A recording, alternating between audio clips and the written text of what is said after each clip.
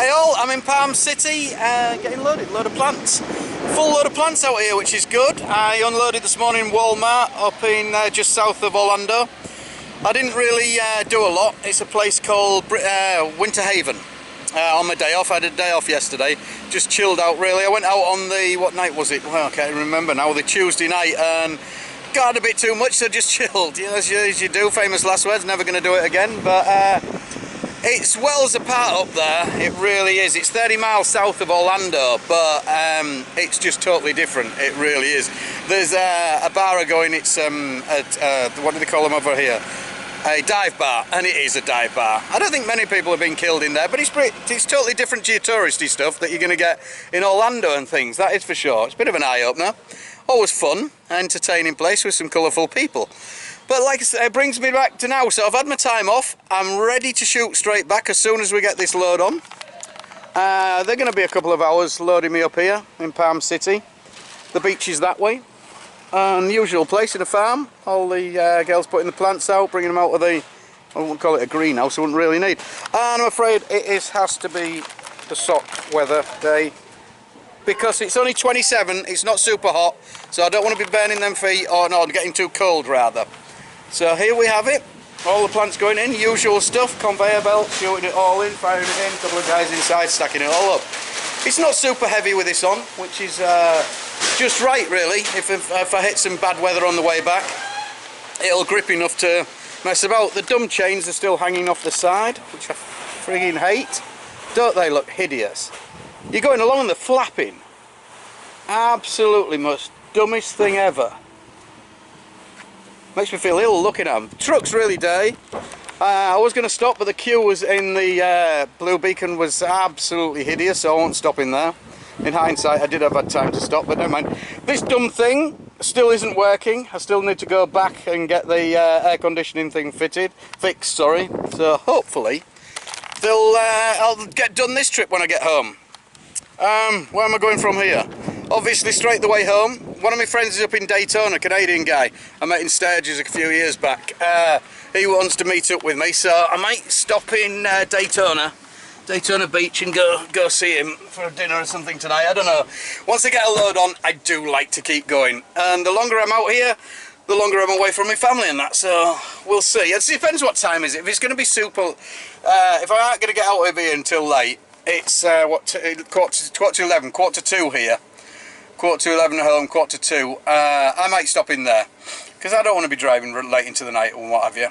See, you're just fighting then, and then you're finishing at ridiculous time.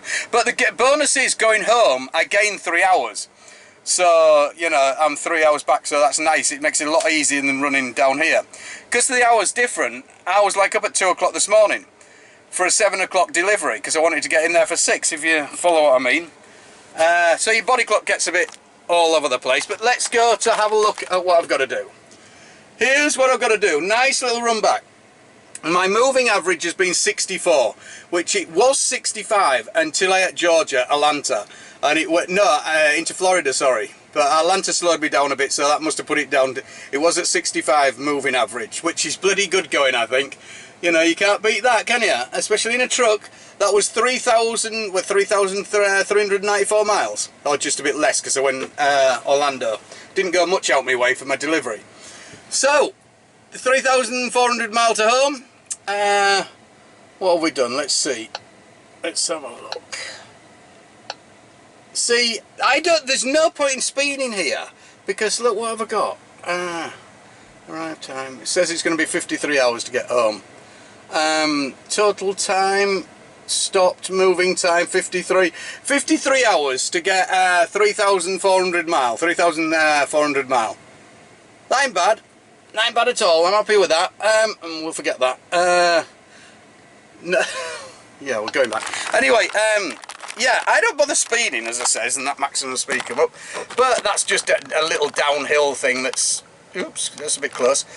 But with the speed limits, it's Washington State is 60, is my state that I come out of, and you know, that's a bit down, is that? But once you get away from the east side, I do mean to go over a little bit there, like 65 and stuff like that. You're going through a desert, nobody's over that side. You're quite alright sort of thing. Well, I've never had any trouble over there. Touch wood.